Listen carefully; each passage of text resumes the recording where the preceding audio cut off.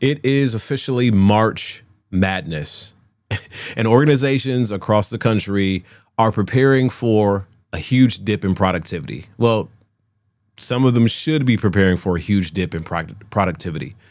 I'm recording this video on Selection Sunday, which means people are ready. They're getting ready to fill out their brackets for the NCAA tournament, and it's going to be a big deal. Now, I hope this video ages really, really well because I was born and raised in Michigan. Now, it's no need to talk about which team I'll be cheering for, but as a person who was born and raised in Michigan, I'll be paying very, very close attention to what happens, not just on Selection Sunday, but for the rest of the tournament as well. Now, here's the thing about Selection Sunday. There are some teams with some strong records, some not so great records, and some terrible records that won't make the tournament. Every single year, there's disappointment around the shouldas, the wouldas, and the could'ves. And it breaks hearts. You get frustrated, you get annoyed because you were rooting for this team. If they had just made one more better decision, that one shot had gone in, we would have a totally different bracket. But Selection Sunday is what it is. Brackets will be what they will be, and we will soon see who's going to make up the bracket for this NCAA tournament. Now, as we end March, I know we're in the middle of March now, but as we end March and we go into April, it's not just the March Madness of college basketball that we pay attention to. I want to talk to you about some organizational March Madness.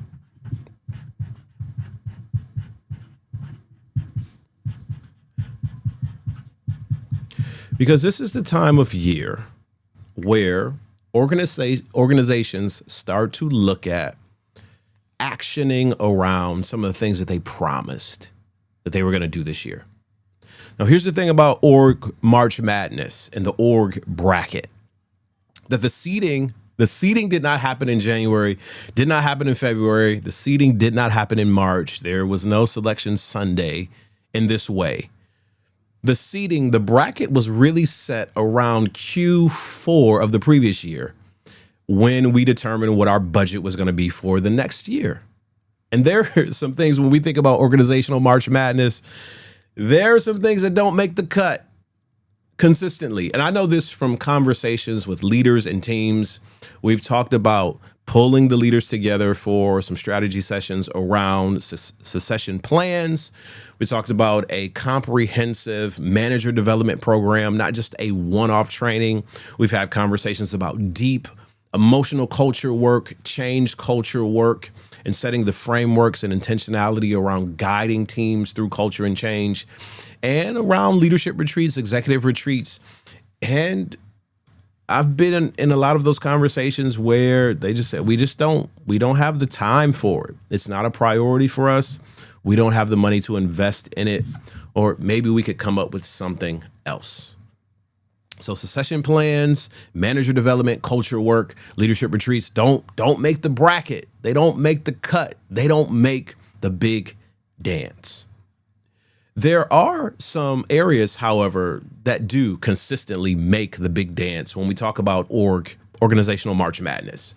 Digital transformation. Over the past several years, digital transformation has been there consistently. And when we talk about digital transformation, we are talking about how we leverage technology in every aspect of the business. Executive development is on the table. It gets invited to the big dance. AI strategy. AI is the second word out of everyone's mouth, or at least it seems so these days. AI strategy is there. New manager training or new leader training as a one-off experience, as a one-off workshop or an idea or a virtual session is on the table. The leaders or the senior leadership team's Q1 idea, because we've heard a podcast, we've gone to a conference or a seminar, we're a part of some executive roundtable. We've heard some really good ideas from our cohorts. So that's still on the table. Coaching for the culture, not the deep culture work, but maybe bringing in an executive coach or two to work with a specific leader or a specific team. We can talk about that. We can bring that to the big dance. Whatever we got to do to reduce costs, that's consistently going to be on the table, going to be invited to the party. And then there's some team onboarding. Now, when we start to position these ideas against each other, here's what can happen. We want to keep up with our competition. So digital transformation is going to win out. When it comes to AI strategy and new manager training, AI is all the rage, all the things, all the attention. So we can do maybe something internally, or we hired smart people, they'll be able to figure it out. Or we can ask AI to build it for us. It might hallucinate from time to time, but that's a risk that we're willing to take. CEO's Q1 idea versus coaching the culture. We're going to go with the CEO because they were really passionate about this particular idea or initiative. And then, hey, we got a Cinderella, this team onboarding, because there's been some changes in one of our divisions. We're bringing in 4 or 5 new people, and we need them to be onboarded in the right way in order for us to really make a difference. Now, this conversation between digital transformation and AI strategy, we lean into digital transformation, and then we fold in AI strategy as a part of the digital transformation. You know, you've seen that happen. You've been a part of those conversations. Let's just bring them along. Let's bring them along together. And then the CEO, no one wants to tell the CEO that, hey, I know you have a really great idea, and maybe we should pay some attention to how we're onboarding leaders and teams into our organization. So ultimately, digital transformation wins. It wins the tournament. It wins the big dance. It's a consistent winner. Now, it's interesting to note that 48% of DT initiatives fail. And even though 48%, nearly 50% of digital transformation initiatives fail, how is it that consistently the conversations and the efforts behind digital transformation, they always make the cut? Now think about what doesn't make the dance with succession planning and manager development and culture work and leadership retreats. Think about what doesn't make the dance, what's not invited to the tournament conversation, that's not included in our organizational March Madness, that has implications possibly on why our digital transformation efforts fail. There are 5 quick reflections that I want to leave you as you think about your organization's bracket and what you're doing in this madness of March. The weather is warming, depending on the part of the country, the part of the world that you're in, and you're looking to action around some of the promises that you made or some of the considerations that you made in the previous quarter. Question number 1 is, it's a funding question. What are you currently funding as an organization? What are you currently funding as a team and putting energy around that won't really survive, that won't do well without something that you're already cutting? Think about that. What are you currently funding? You're currently excited about, putting a lot of energy behind it, having a lot of conversations around this particular idea. And this idea won't succeed at the level that you need it to succeed at because you're cutting something that's critical to its success, because maybe you're looking to save money or it doesn't have the resonance to it as some other ideas. Question number 2 is really the failure question. If 48% of digital transformation initiatives fail, is this a tech issue or is it a people issue? And how are we serving our people so that we can experience greater success? Which leads us to question 3, which is the develop question. How are we developing the people who are taking the lead or who have the biggest impact on the transformation that wins the tournament, that wins our time and attention consistently year over year? Now, question 4, we're getting a little personal. We're getting a little deep here. Question 4, what does your organizational bracket, if you had to put your priorities into a bracket like this, and in some ways you already have, you just haven't sketched it out on paper.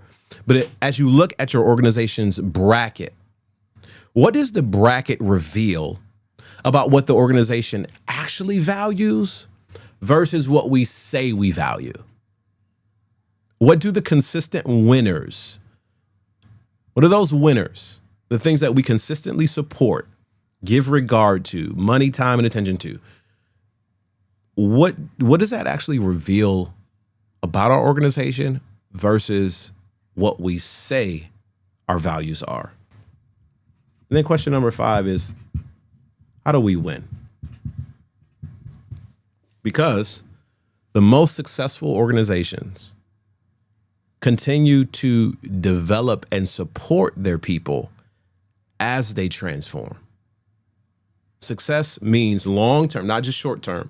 Long-term success means that we have to support, we got to develop, we have to coach, we have to foster the environment to allow our people to be at their best as we are continuing to transform. March Madness is going to be absolutely crazy because it's crazy each and every year.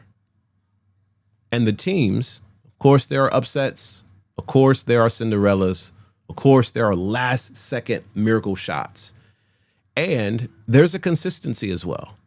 A consistency of teams that are coached well, that are supported, that have strong fan bases, that consistently work through their frameworks and their practice sessions so that even in the middle of uncertainty, in the middle of a changing arenas, changing the makeup of the team that they're going to face, any nuance that they have to face, they're prepared for it. And they're prepared to give their absolute best and make the most out of their March Madness opportunity. Now, it's organizational March Madness. There are going to be some last second shots. There are going to be some Cinderellas. There are going to be some surprises. And it's going to be an incredible opportunity as spring rolls around for you to position your team in a way that they can experience their greatest success. But it only happens if you support what really, really matters. Oh, yeah. And before I forget, go blue.